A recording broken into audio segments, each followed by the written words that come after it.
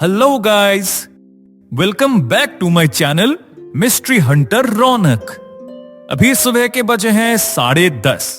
तुम्हें तो पता ही है, मैं हमेशा तुम्हारे लिए नई नई एक्साइटिंग जगह ढूंढ के लाता हूं। आज मैं आया हूं एक गांव हरिपुर में। यहाँ का एक जंगल को लेकर काफी अजीब किस्से मशहूर हैं और आज मैं जा रहा हूं एक ऐसे ही खौफनाक राज का पर्दाफाश करने।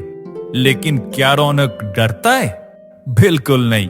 चलो देखते हैं हरिपुर के इस राज के पीछे असली कहानी क्या है। अरे भैया सुनिए। बोलिए साहब, कहाँ जाएंगे? वो सोमेश्वर जी का घर जानते हैं? पश्चिम में वो पुराना जमींदार कोठी। किसका नाम लिया? सोमेश्वर जी? हाँ, सोमेश्वर जी, उन्हीं के घर जाना है। कितना भाड़ा लेंगे? भाड़ा? साहब, आप क्या यहाँ नए आए हैं? हाँ, आज ही तो बस से उतरा हूं। पर क्यों? तो फिर एक काम कीजिए, वापसी की बस देखिए, चले जाइए, उस घर में मत जाइए। अरे अजीब बात है, मैं शहर से इतनी दूर आया हूं और आप बोल रहे हैं चला जाऊं। मैं उनकी चिट्ठी मिलने पर ही आया हूं इधर। आप जाएंगे कि नहीं वो बोलिए, दुगना भाड़ा दूंगा। दुगना क्यों? 10 गुना देने पर भी मैं उस तरफ नहीं जाएगा। सोमेश्वर तट का नाम लेने से रात को नींद नहीं आती साहब। वो जंगल, वो कोठी, सब श्रापित है। हद है यार, आप गांव वालों भी ना हर चीज में भूत देखते हैं। ठीक है, मत जाइए, मैं पैदल ही चला जाऊंगा। किस तरफ है बस वो बताइए। वो जो रास्ता देख रहे हैं, वहीं से सीधा जंगल की तरफ जाइए। लेकिन साहब, एक बात कहूं? अब क्या है? दिन रहते रहते ही जो करना है कीजिए। उस जंगल में रात के वक्त इंसान नहीं रहते, कुछ और रहता है। कुछ और? क्या शेर भालू? नहीं साहब, जानवरों में दया होती है, उनमें नहीं। जाइए साहब, अपनी किस्मत खुद संभालिए, मैं चला।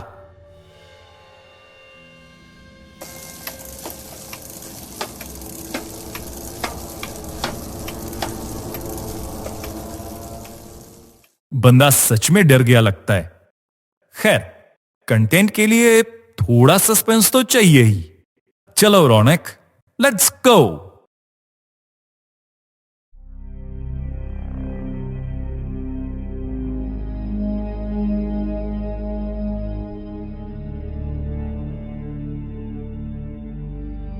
कौन कौन है वहां? मैं रौनक, शहर से आया हूं आपके खत के सिलसिले में। ओह, आओ रौनक बाबू। मैं तो सोच रहा था तुम शायद रास्ता भटक गए। गांव के रास्ते बड़े भूल भुलैया होती है। नमस्कार। रास्ता ढूंढने में थोड़ी दिक्कत तो हो रही थी। किसी से पूछो तो कैसा अजीब बर्ताव कर रहे हैं। कोई तो यहां आना ही नहीं चाह रहा था। आएंगे भी नहीं। डर इंसान की सबसे पुरानी कमजोरी है। डर। वो सोचते हैं मेरी इस हवेली में आत्माएं घूमती है। असल में क्या है जानते हो? सब अफवाह है। आओ, अंदर आओ।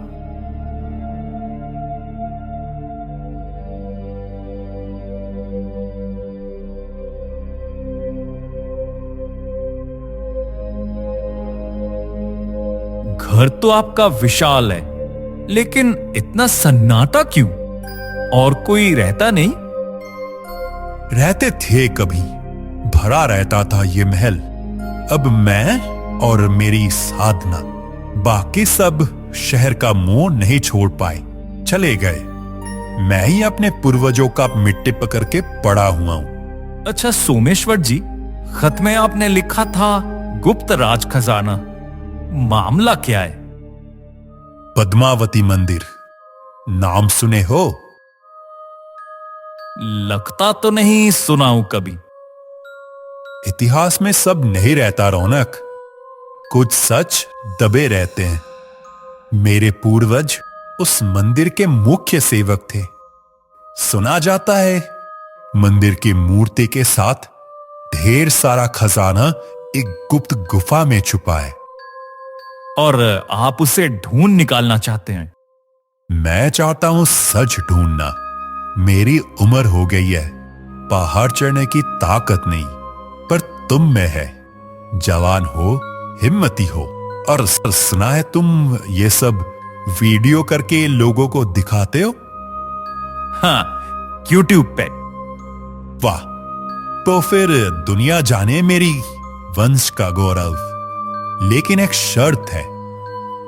कैसी शर्त? काम आज रात को ही करना होगा। आज अमावस्या है, आज ही उस गुफा का द्वार खुलने की तिथि है। तुम तैयार हो ना? अरे मैं तो तैयार होके ही आया हूं। थ्रिल के लिए ही तो जीता हूं। लेकिन रात क्यों? दिन में नहीं जा सकते? कुछ दरवाजे सिर्फ अंधेरे में दिखाई देती है रौनक, रोशनी में वो गायब हो जाते हैं। काफी फिलोसॉफिकल बातें करते हैं आप। ठीक है, आज रात को ही सही।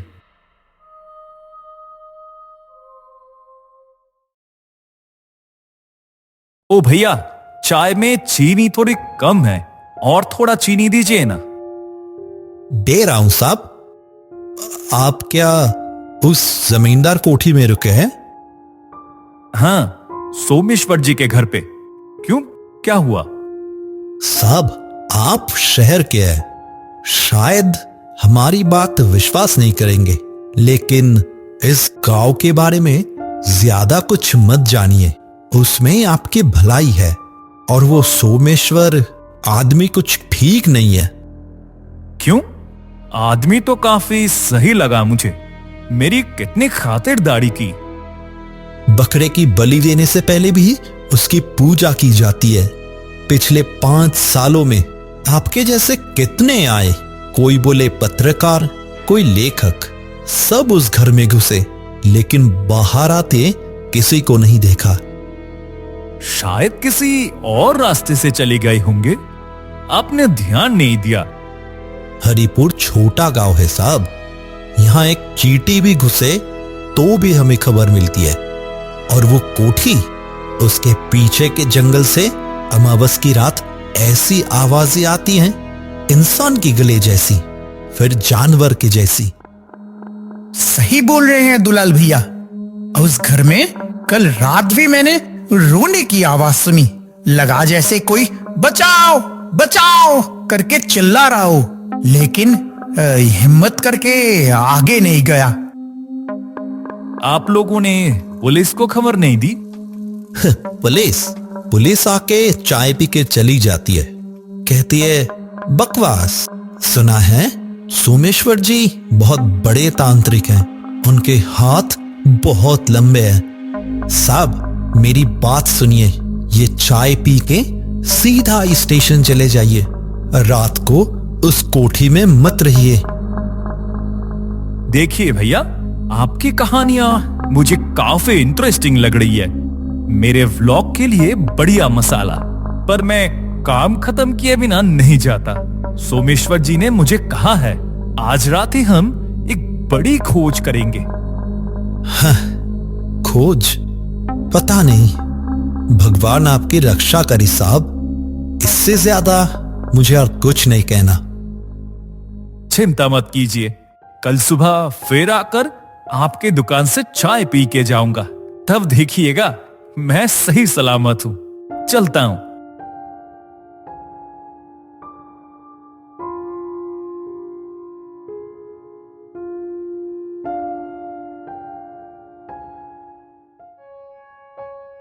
अभी रात के बजे हैं 10।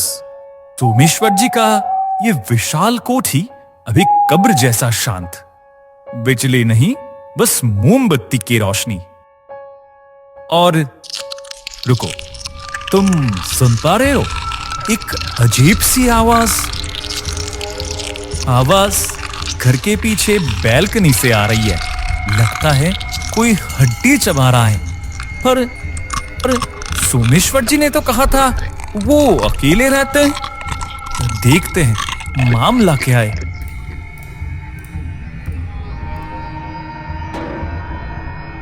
कौन है वहां?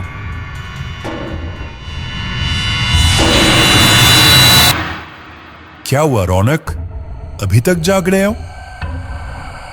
उफ, आप सोमेश्वर जी, मैंने ना एक अजीब सी आवाज सुनी। लगा कोई जंगली जानवर को चबा रहा है। आवाज बहुत खौफनाक थी। ओह, वो मेरा कुत्ता कालू। उम्र हो गई है ना, रात को भूख लगती है, इसीलिए थोड़ी हड्डी वड्डी देता हूं चबाने को। कुत्ता? मैं तो पूरा दिन आपके घर में कोई कुत्ता नहीं देखा। और कुत्ता होता तो आवाज करता ना, भौंकता। कालू गूंगा है रौनक, वो भौंकता नहीं, सिर्फ काम करता है। वो दिन में सोता है, रात में जागता है। तुम चिंता मत करो, जाओ सो जाओ। बस कुछ देर बाद ही हम निकलेंगे, तैयार हो लो। लेकिन ज्यादा जिज्ञासा अच्छी नहीं होती रौनक। शहर के हो तुम, रात की आवाजें नहीं पहचानते। जो बोल रहा हूं वो सुनो। कमरे में जाओ और दरवाजा अच्छे से बंद कर लेना। ठीक है, जा रहा हूं।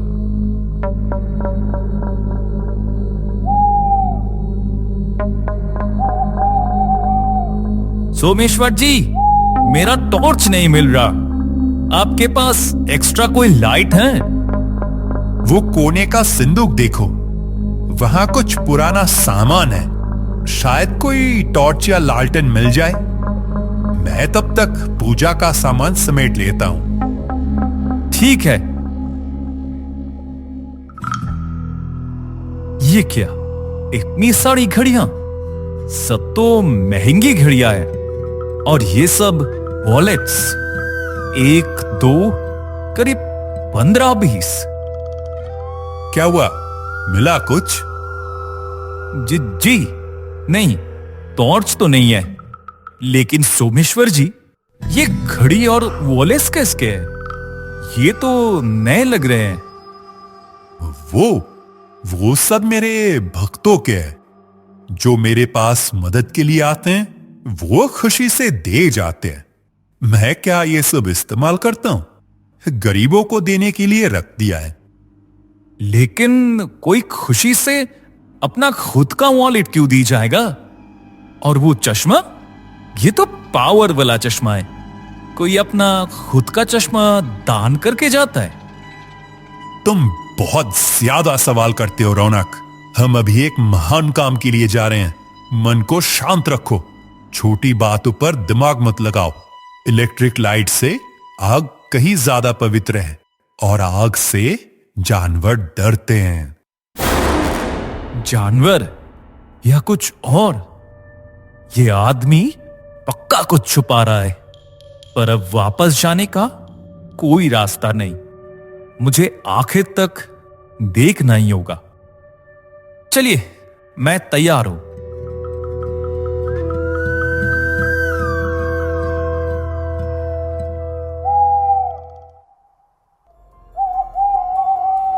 सोमेश्वर जी, ये जंगल इतना शांत क्यों है?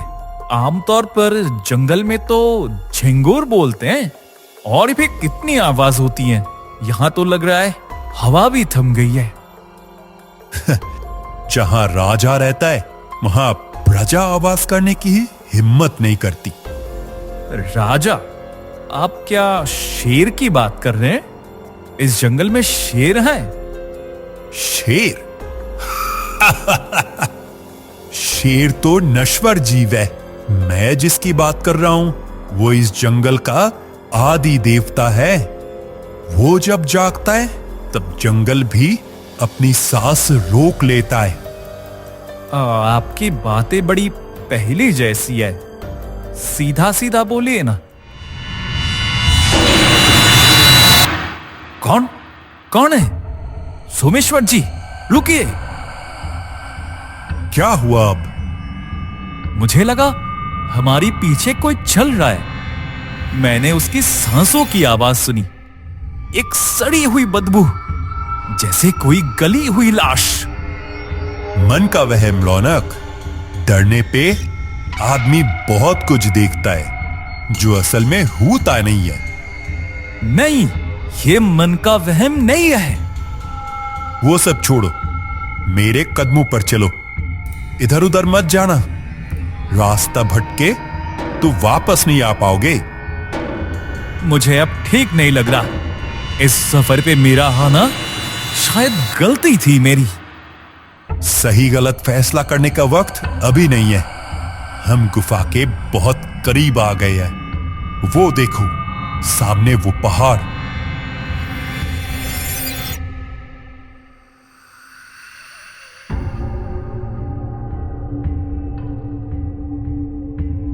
आ गए हम।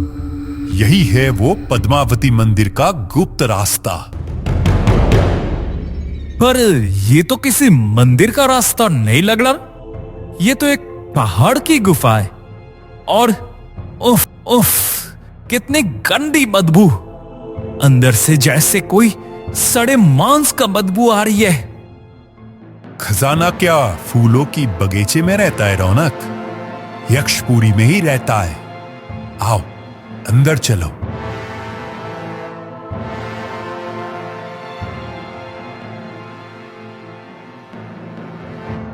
किस चीज में पैर रखा? सोमेश्वर जी, ये सब क्या है? क्या देख रहे हो? हड्डियां, इंसान की हड्डियां, खोपड़ी। यहां इतने कंकाल क्यों? आपने तो कहा था कि ये राज खजाना है। राज खजाना ही तो है, लेकिन सोने का नहीं। आपने रास्ता क्यों रोका? क्योंकि शिकार पकड़ने के बाद पिंजरे का दरवाजा बंद करना पड़ता है। शिकार? मतलब? उस संदूक की घड़ियां देख के भी समझा नहीं मूर्ख? वो उनकी थी जो तुझसे पहले यहां आए थे। कोई वापस नहीं गया। आप खूनी हैं। मुझे जाने दीजिए, मैं किसी को कुछ नहीं बताऊंगा। खूनी? छी, मैं तो तांत्रिक हूं। मैं बस माध्यम हूं। असली काम तो वो करते हैं। वो? कौन वो? थोड़ा रुक, अभी देख पाएगा। अभी तेरा आखिरी पड़ाव शुरू। 100। आज गिनती पूरी होगी। 99 लोगों की बलि चढ़ाया हूं, तो 100वां है। तेरी बलि देने से मेरी साधना पूरी होगी। ये पिशाच मुझे अमर कर देगा। मैं अमर हो जाऊंगा। पिशाच? मतलब वो गांव वाले सही कह रहे थे। आप इंसानों को बलि के लिए इस्तेमाल करते हैं। आप इंसान नहीं, आप शैतान है। चुप, तमीज से बात कर। वो आ रहे हैं। सुन उनकी कदमों की आवाज।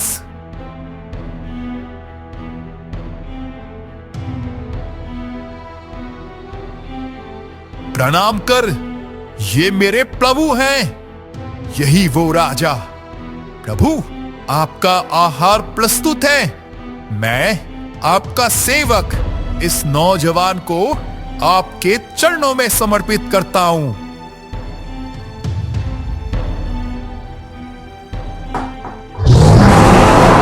नहीं नहीं, पास मत आना, मेरे पास मत आना।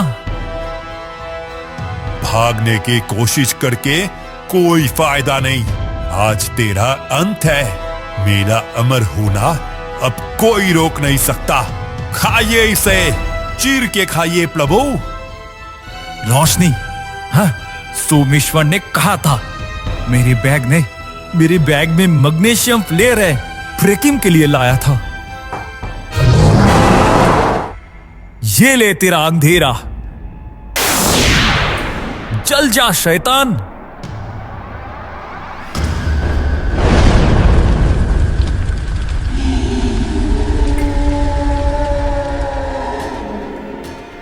रौनक, ये तूने क्या किया? बुझा दे उसे।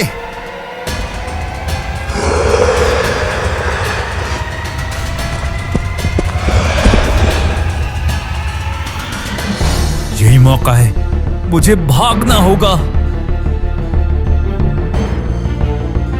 नहीं प्रभु, ये मैं हूं, सोमेश्वर, आपका दास। मुझे छोड़िए। रौनक पत्थरों के मेरा बीच से हाथ! जैसे तैसे खुद को निकाल के बाहर आया।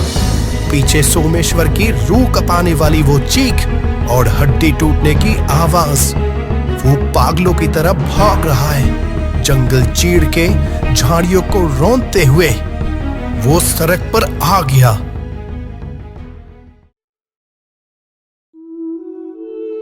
ओ भैया, टिकट तो लीजिए। भैया, ओ भैया।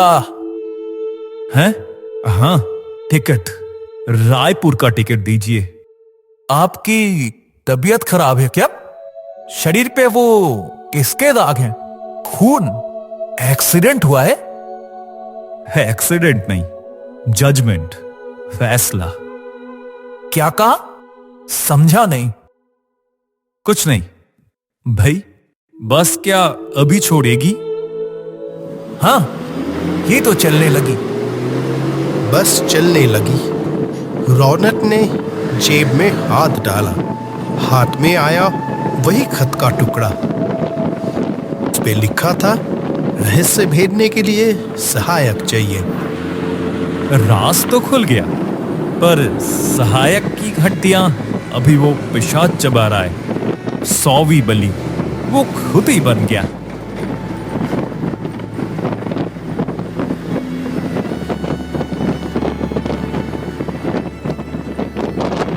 मिस्ट्री हंटर रौनक की आखिरी वीडियो नहीं बन पाया, पर कहानी मेरे साथ ही जाएगी। अलविदा सोमेश्वर तट, अलविदा हरिपुर। रौनक ने सीट पर सिर टिका के आंखें बंद कर ली। बस के पहियों के शोर में खुल के रह गया एक दबा हुआ खौफ।